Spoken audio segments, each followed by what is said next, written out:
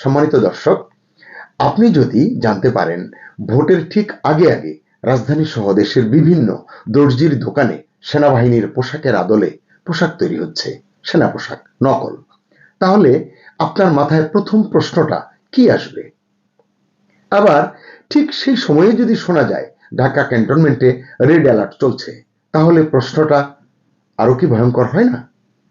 প্রশ্নটা কি এরকম হয় না যে এই যে নকল সেনা পোশাক, এটা কারা পরবে, কেন পরবে, আর ভোটের দিনই বা কি হতে যাচ্ছে? সুপ্রিয় দর্শক শ্রোতা, সবকিছু ঠিকঠাক চললে ভোটের আর মাত্র দিন তিনেক বাকি আছে। এই সময় হঠাৎ করে ঢাকা সেনানিবাসে রেড অ্যালার্ট কেন? সত্যি কি রেড অ্যালার্ট জারি করা হয়েছে? যদি হয়ে থাকে, কেন এই সিদ্ধান্ত নেওয়া হলো? সোশ্যাল মিডিয়ায় এটা নিয়ে চর্চা আছে। আইএসপিআর বা সেনাবাহিনীর তরফ থেকে এ বিষয়ে কিছুই পরিষ্কার করা হয়নি বলেই আমি জানি। তাই প্রশ্ন যে আসলে কি হচ্ছে ক্যান্টনমেন্টে? একটি সেনা সূত্র বলছে নির্বাচন ঘিরে সেনাবাহিনীর ভেতরে অস্বস্তি রয়েছে। বিশেষ করে মুক্তিযুদ্ধ বনাম জামাত ইস্যুতে মতভেদ এখন আর চাপা থাকছে না। আপনারাও জানেন আসলে এটা অনেক দিন ধরেই, এই যে বিষয়টি বললাম মুক্তিযুদ্ধ বনাম জামাত বা মানে পাকিস্তান ঘেঁষা সেনা কর্মকর্তা বা ওই মনোভাবের এইরকম দুটো বিষয় নিয়ে পরস্পর বিরোধী পরিস্থিতিটি আসলে ঘনীভূত হচ্ছে অনেকদিন ধরে। এই পরিস্থিতিতে সেনা প্রধান জেনারেল ওয়াকার সতর্ক অবস্থায় রয়েছেন বলে জানা গেছে। খুব স্বাভাবিক, নির্বাচন ঘিরে বাহিনীর ভাবমূর্তি প্রশ্নবিদ্ধ হলে এটির দায়ভার তো তাকেই নিতে হবে নাকি? এই কারণে হয়তো তিনি সতর্ক রয়েছেন, এতে দোষের হয়তো কিছুই নেই। এরই মধ্যে সোশ্যাল মিডিয়ায় ছড়িয়ে পড়েছে একটি ভিডিও। তাতে স্পষ্ট হয়ে উঠেছে, ভিডিও ক্লিপ, এতে স্পষ্ট হয়েছে নির্বাচনের আগে সেনাবাহিনীর পোশাকের মতো ইউনিফর্ম বানানো হচ্ছে দর্জির দোকানে, এবং সেই পোশাক পরে কিছু তরুণ এখানে সেখানে মহড়াও দিচ্ছে। এরকম একটি ভিডিও ক্লিপ রয়েছে আমার সংগ্রহে।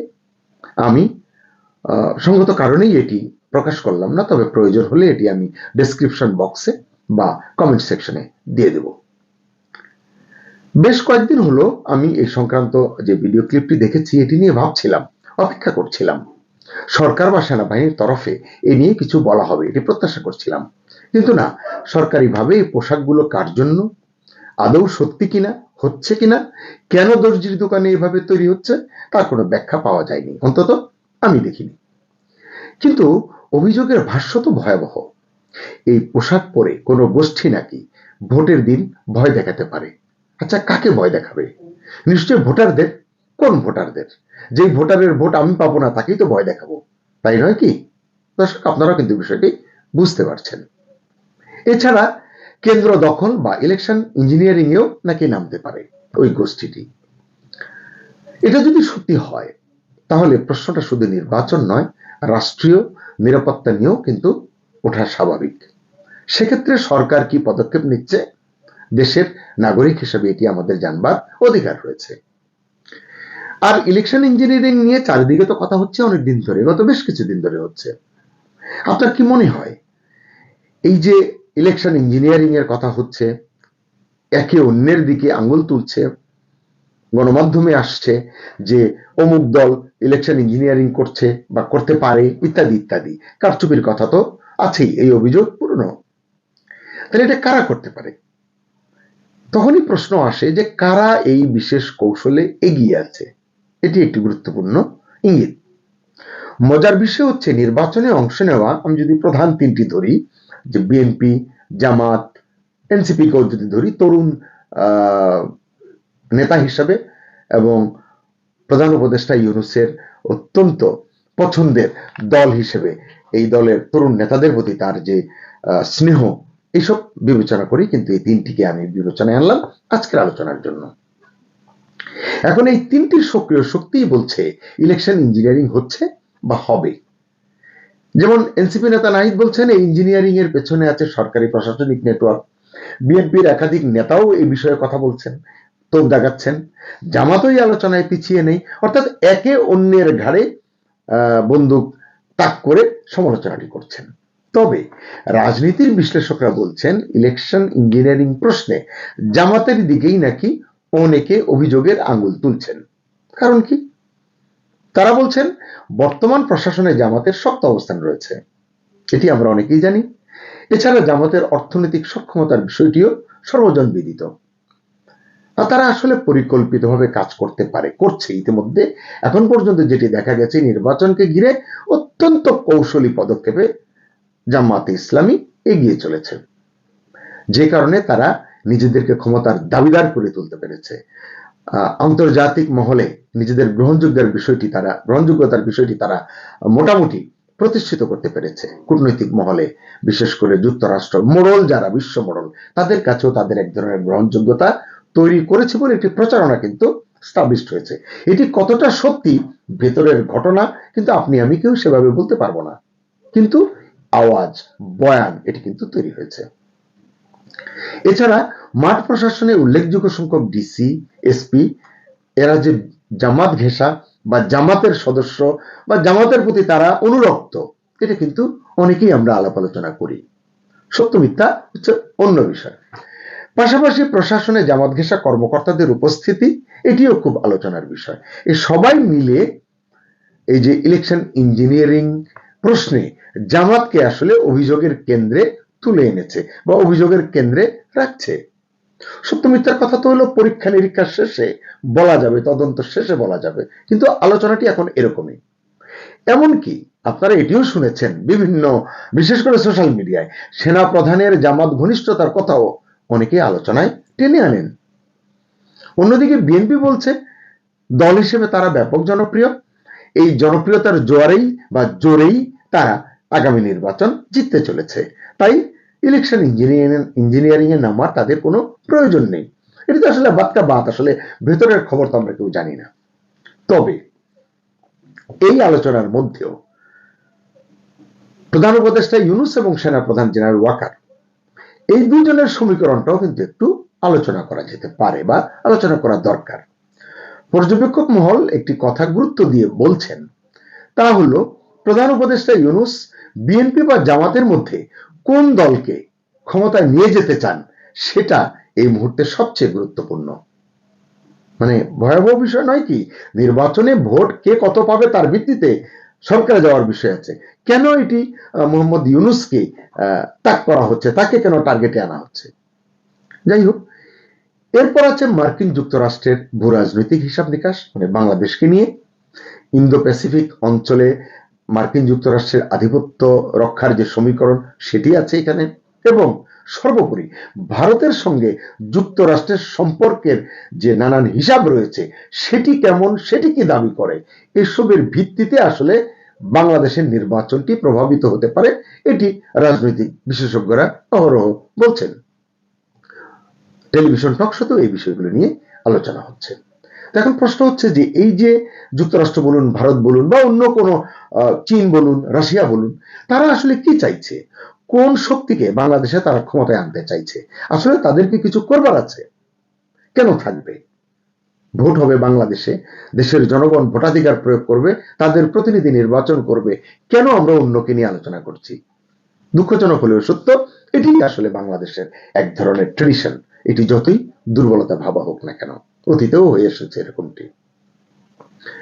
প্রশ্ন হচ্ছে যে কার ইশারায় ইউনূস সরকার বা প্রধান উপদেষ্টা ইউনূস এই নির্বাচনটি আসলে করছেন এবং কার এজেন্ডা তিনি বাস্তবায়ন করতে চলেছেন?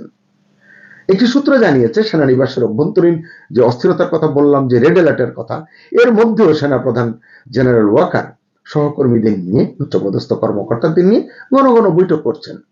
এটি তিনি করতেই পারেন এবং এসব বৈঠকে তিনি একটি বার্তাই দিচ্ছেন, 12 তারিখের ভোট হবে অবাধ এবং সুষ্ঠু, এটি তিনি বলছেন।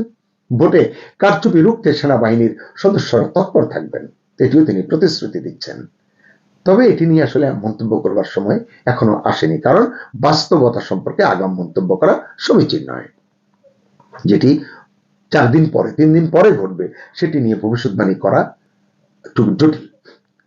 আপনারাও জানেন যে প্রধান উপদেষ্টা দীর্ঘদিন ধরে বলছেন নির্বাচনে সেনাবাহিনীকে বড় ভূমিকা পালন করতে হবে। প্রকাশ্যে সেনাপ্রধানও সেই লাইনেই হয়তো হাঁটছেন, কিন্তু ভেতরে ভেতরে এই দুজনের সম্পর্ক যে পুরো মসৃণ নয়, মানে সরকারের সঙ্গে সেনাবাহিনীর বা প্রধান উপদেষ্টার সঙ্গে সেনাপ্রধানের, তাও প্রায় ওপেন সিক্রেট। জাতীয় নিরাপত্তা উপদেষ্টা খলিলুর রহমানের সঙ্গে জেনারেল ওয়াকারের টানাপোড়েন, নতুন সিজিএস নিয়োগে মতবিরোধ, সাম্প্রতিক ঘটনা, সেনাবাহিনীদের রদবদলে বাধা, সব মিলিয়ে জেনারেল ওয়াকার স্পষ্ট করে দিয়েছেন নিজের নিয়ন্ত্রণ তিনি ছাড়তে চান না বা ছাড়বেন না। অনেকের মতে তিনি ক্ষমতা চান না, গত 18 মাসে এটি তিনি প্রমাণও দিয়েছেন। তিনি চান মেয়াদ পর্যন্ত দায়িত্ব পালন করতে এবং মেয়াদ শেষে সসম্মানে সেফ এক্সিট চান। এজন্য তিনি এমন সরকার চান, নতুন এমন সরকারকে তিনি চান যারা তাকে বিপদে ফেলবে না। তার অবসর জীবন বা দায়িত্বের বাকি সময়টুকুতে কোনো বিঘ্ন ঘটুক, এটা জেনারেল ওয়াকার চান না। এজন্যই নীরবে অথচ সুকৌশলে তিনি আওয়ামী লীগকে নির্বাচনী দৌড় এবং ক্ষমতার রেস থেকে দূরে রাখতে চান। একটি সূত্র বলেছে যে এই কলকাঠির নাড়ার পেছনে জেনারেল ওয়াকার গুরুত্বপূর্ণ ভূমিকা পালন করেছেন এবং এখন পর্যন্ত সেভাবেই সবকিছু এগোচ্ছে বলে মনে করেন ওয়াকিবহাল মহল। এই এত সব আলোচনার মাঝেই বাংলাদেশ নৌবাহিনীর একটি ঘোষণা হতচকিত করেছে অনেককে। কি বলেছে তারা? নির্বাচনের সময় 7টি যুদ্ধ জাহাজ স্ট্যান্ড বাই থাকবে। মানে অনেকেই অবাক হয়েছেন, প্রশ্ন করছেন জাতীয় নির্বাচনে যুদ্ধ জাহাজ কেন স্ট্যান্ড বাই রাখতে হবে? তারা প্রশ্ন করছেন একই সঙ্গে এমন কিছু কি আছে যে বহির্দেশীয় কোনো হুমকি রয়েছে? যদি থাকে সেটা কি মিয়ানমার সীমান্ত দিয়ে কোনো হুমকি, নাকি বঙ্গোপসাগর হয়ে আসতে পারে এমন কোনো আশঙ্কা, এমন কোনো হুমকি? তারা এটাও বলছেন যে ভারতকে নিয়ে কোনো খারাপ কিছুর আশঙ্কা কি করছে সরকার বা নৌবাহিনী, সশস্ত্র বাহিনী? সত্যিই যদি এই বিষয়ে কিছু থাকে, দেশের মানুষকে সেটা জানানো হচ্ছে না কেন, এটিও একটি বড় প্রশ্ন। তবে এই যে এত প্রশ্নের মানে আসলে পরিষ্কার কোনো উত্তর কেউ দিচ্ছে না, এই কারণেই জটিলতাগুলো বাড়ছে, গুজব গুঞ্জন সৃষ্টি হচ্ছে। তবে আমি বলতে পারি যে সব প্রশ্নের কেন্দ্রে একটি বিষয় কিন্তু আছে, 12 তারিখের ভোট কি সত্যিই অবাধ এবং সুষ্ঠু হবে, নাকি দর্জির দোকানের তৈরি সেনা পোশাক, নকল সেনা পোশাক, প্রধান উপদেষ্টা এবং সেনা প্রধানের মধ্যকার মতদ্বৈততা যদি থেকে থাকে, যেটি শোনা যায়, এটি গুজব কিনা আমরা জানি না, ক্যান্টনমেন্টের রেড অ্যালার্ট সত্যি যদি রেড অ্যালার্ট জারি করা হয়ে থাকে, এবং যে অদৃশ্য ইলেকশন ইঞ্জিনিয়ারিং এর কথা এতক্ষণ বললাম, যেটি আলোচনা চলছে বিভিন্ন ডায়াসপোরাতে, এই সবকিছু মিলিয়ে কি অপেক্ষা করছে আগামী 12 ফেব্রুয়ারি? আমরা কি আসলে একটি সুষ্ঠু গ্রহণযোগ্য নির্বাচন পাবো 12 তারিখে, নাকি আমরা আবারও মুখোমুখি হব আরো একটি নিখুঁতভাবে ম্যানেজড নির্বাচনের, যেটি আসলে জাতির আকাঙ্ক্ষার পরিপন্থী? সুপ্রিয় দর্শক শ্রোতা, আপনি বলুন, দর্জির দোকানে তৈরি হওয়া নকল সেনা পোশাক কারা পরবে? ভোটের সঙ্গে এর কি সম্পর্ক এবং ভোটের দিন আসলে কি ঘটতে যাচ্ছে? আপনার মতামত জানান কমেন্টে। দর্শক, পুজোর আগেই বিসর্জনের বাদ্যি বাজতে শুরু করে দিয়েছে। অর্থাৎ যে নির্বাচন নিয়ে আমি বরাবর সন্দেহ প্রকাশ করছিলাম, আমার সন্দেহ বোধহয় সত্যি হতে চলেছে। অর্থাৎ 12 তারিখ নির্বাচন নিয়ে আগে যেটা 50-50 ছিল, সেটা এসে এখন 75-25 দাঁড়িয়েছে। মানে 75 না হতে পারে, 25 হতে পারে। এখন আর 50-50 নেই। কারণ যে সমস্ত ঘটনা ঘটছে তাতে এটা বলাই যায় যে বিসর্জনের বাদ্যি বেজে গেছে। এখন শুধু ঠাকুরটাকে পুজোর আগে ভাসিয়ে দেওয়া। অনেক রকম কাণ্ড ঘটছে এখানে। ধরুন, উপদেষ্টারা সব চলে যেতে চাইছেন, কিছু কিছু উপদেষ্টার পরিবার আবার বিদেশ চলে গেছেন। আমি নাম ধরে ধরে বলে দেব, একটু ওয়েট করুন। এটা ইতিহাসের সেরা নির্বাচন নাকি নিকৃষ্টতম প্রহসন অথবা তামাশা, যেভাবেই ব্যাখ্যা করুন, এই যে আমাদের ডক্টর ইউনূস, তার মধ্যে তো বিশেষ বিশেষ প্রতিভা উনি আবিষ্কার করেছেন। এই মেটিকুলাস ডিজাইনের একটা প্রতিভা উনি আবিষ্কার করতে গিয়েছিলেন, কিন্তু নিজের ফাঁদে নিজে জড়িয়ে পড়েছেন। আচ্ছা, আপনাদের দেশে ইউরোপিয়ান ইউনিয়নের একটা বিশেষ পর্যবেক্ষক দল এসছেন, কমনওয়েলথের 11 জনের একটা দল এসছেন। তার নেতৃত্বে আছেন প্রাক্তন রাষ্ট্রপতি নানা অপক্কু আত্মার তয়রে পাকার আর্তার। তিনি বিভিন্ন দলের সঙ্গে কথা বলেন, তিনি এবং তার সপারিষদ, যেমন জাতীয় পার্টির আনিসুল ইসলাম, আওয়ামী লীগের 3 জন, আমাদের জয় পুরো নামটা আমি জানি না বলে আমি পুরো নামটা বলতে পারলাম না, আমি দুঃখিত। ডক্টর সেলিম মাহমুদ, ডক্টর জাহানারা আরজু, এই 3 জন ছিলেন। এই 3 জন পরিষ্কার বলে দিয়েছেন যে পৃথিবীতে এমন কোনো নিদর্শন নেই যেখানে কোনো রাজনৈতিক দলকে একেবারে অবৈধ এবং নির্বাসিত করে ব্যান করে দিয়ে নির্বাচন হচ্ছে। যদি কেউ অপরাধী থাকে তাকে নির্বাচন থেকে বাদ দেওয়া যেতে পারে, কিন্তু রাজনৈতিক দলকে নির্বাচন থেকে সরিয়ে দেওয়া, এটা পৃথিবীতে কোথাও কখনো হয়নি। ফলে এই নির্বাচন পৃথিবীর কেউ মান্যতা দেবে না। আওয়ামী লীগের তথ্য ও সম্পাদক উপদেষ্টা সেলিম মাহমুদ, তিনিও এখানে উপস্থিত ছিলেন। এর আগে আপনারা জানেন ইউরোপিয়ান ইউনিয়ন একটা বিবৃতি দিয়ে জানিয়েছিল যে আওয়ামী লীগ ছাড়া একতরফা নির্বাচন হলে সেই নির্বাচন মান্যতা পাবে না। এ তো গেল এই দিকের ব্যাপার। কালকে সন্ধ্যেবেলা ধুমধুমার কাণ্ড ঘটেছে যমুনাতে। যমুনা একটা মিটিং ডাকা হয়েছিল, ডক্টর ইউনূস তিনি একটা মিটিং ডেকেছিলেন। মিটিংটা কি নিয়ে? আসন্ন নির্বাচন নিয়ে, তার প্রক্রিয়া, তার কাজ, এই সমস্ত নিয়ে একটা নির্বাচনে একটা ডেকেছিলেন বৈঠক। সেখানে উপস্থিত ছিলেন বিএনপি, জামাত, ওই কোচি সাংসদদের 4 উপদেষ্টা, নাহিদ ওর মধ্যে ছিলেন। নাহিদ হচ্ছে ওই মানে দলের নেতা, আর ছিলেন বিএনপি তারেক রহমান। সেখানে কিছু কাগজ দেখিয়ে প্রধান উপদেষ্টাকে বলেন, আপনারা সরকার পক্ষ থেকে একটি নির্দিষ্ট দলকে জেতানোর জন্য 75% ভোট পাওয়ার জন্য আপনারা যে সমর্থন আদায়ের জন্য আপনারা যে চাপ দিচ্ছেন এবং সমস্ত রকম আপনারা সরকারি মেশিনারিকে কাজে লাগিয়েছেন এবং রিগিং করার, আপনারা যেটাকে বলেন যে ইলেকশন ইঞ্জিনিয়ারিং, আমাদের এখানে বলে রিগিং করার যে সমস্ত আপনারা কৌশল অবলম্বন করছেন, সেটা বন্ধ না করলে নির্বাচন কিন্তু হওয়া মুশকিল আছে।